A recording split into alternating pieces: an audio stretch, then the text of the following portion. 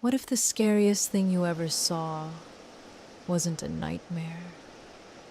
What if you were awake, completely, undeniably awake, and it was still there?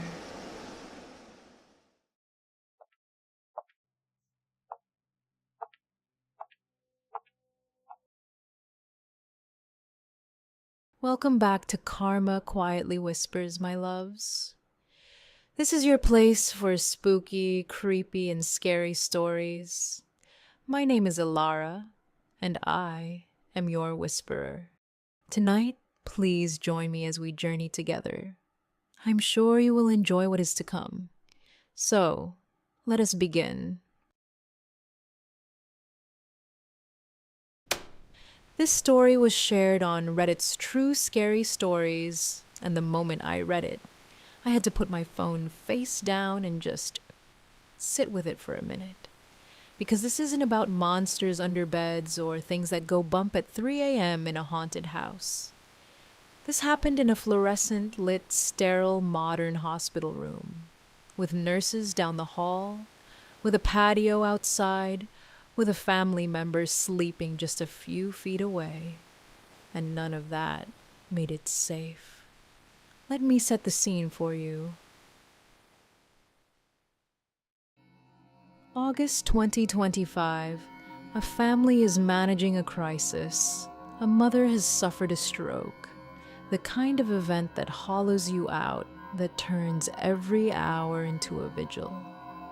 Her condition had stabilized enough to move her to a private recovery room. It was quiet.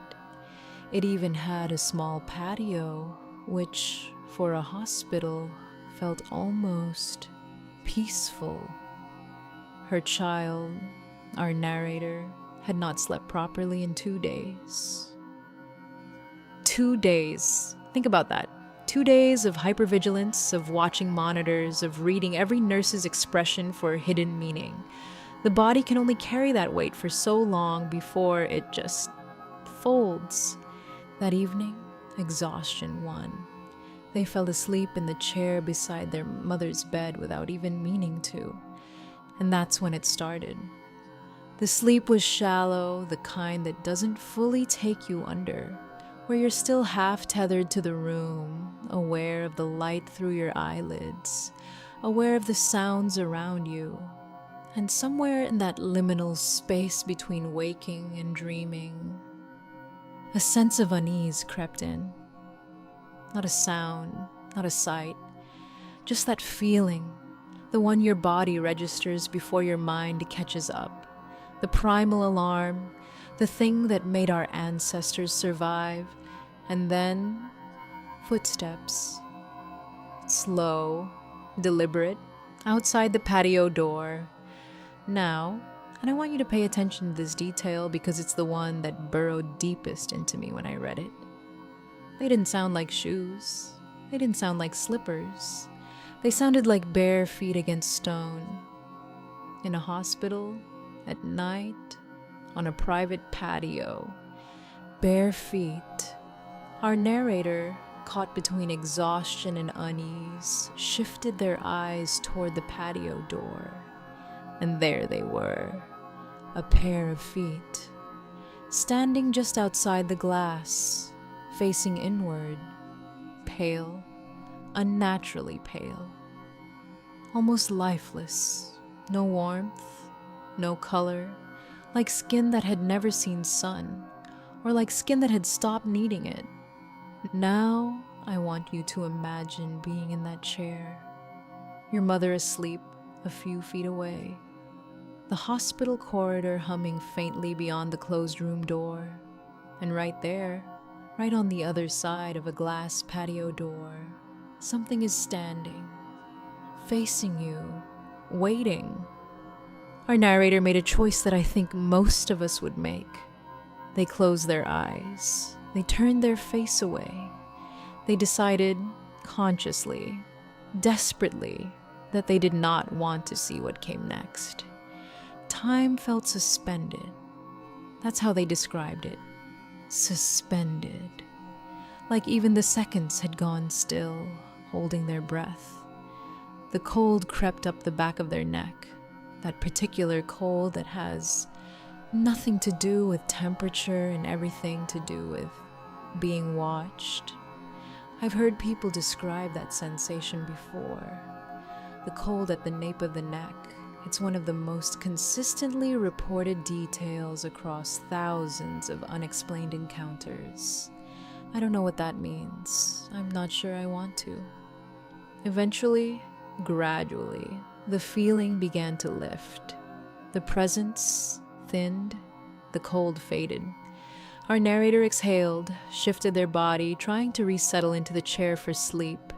And out of pure habit, pure, innocent, terrible habit, they opened their eyes. It was sitting there. Not outside the patio anymore.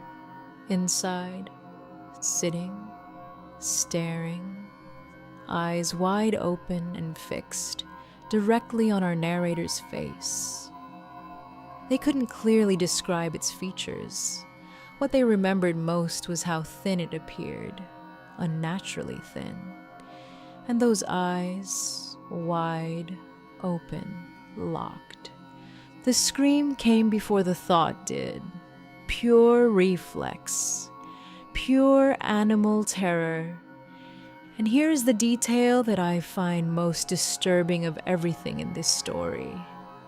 It reacted. Whatever it was. It startled, as if it hadn't expected that, as if it had been so certain it wouldn't be seen that the scream caught it completely off guard. And then it fled. Not the way a person flees, not backing away, not turning and walking. It moved in a way the narrator described as hopping, like a rabbit, at an unnaturally high speed. In seconds, it was gone, swallowed by the darkness beyond the patio. The mother woke up, alarmed. What happened?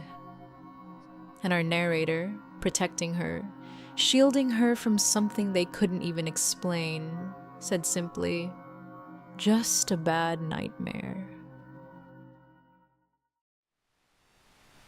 I keep thinking about that small, quiet act of protection in the middle of something so terrifying. They were scared half to death, heart hammering, staring at a darkness where something impossible had just vanished. And their first thought was, "Don't scare Mom." That detail makes this real to me in a way the creature itself almost doesn't. The narrator says this was their first experience like this, that they've heard many unsettling stories throughout their life, but never lived one, and the image their mind returns to, the clearest visual they can produce, is of the blacked-out silhouettes used to represent unknown figures in detective manga. A shape without features, an outline where a person should be. Some people will say sleep paralysis, hypnagogia, stress-induced hallucination, and I understand that. I do. The conditions were ripe: exhaustion, emotional strain, liminal sleep. But here's what I keep coming back to. They screamed. They were fully awake. The mother woke up. That's not a dream. And whatever it was, it ran when it was seen. Which means, on some level, it knew it shouldn't be there. If you take nothing else from this story, take this. Hospitals are places where the membrane between things gets thin. I don't say that to terrify you if you ever have to stay in one, or sit vigil for someone you love. I say it because if you ever feel that cold at the back of your neck, if you ever sense something before you see it, trust it.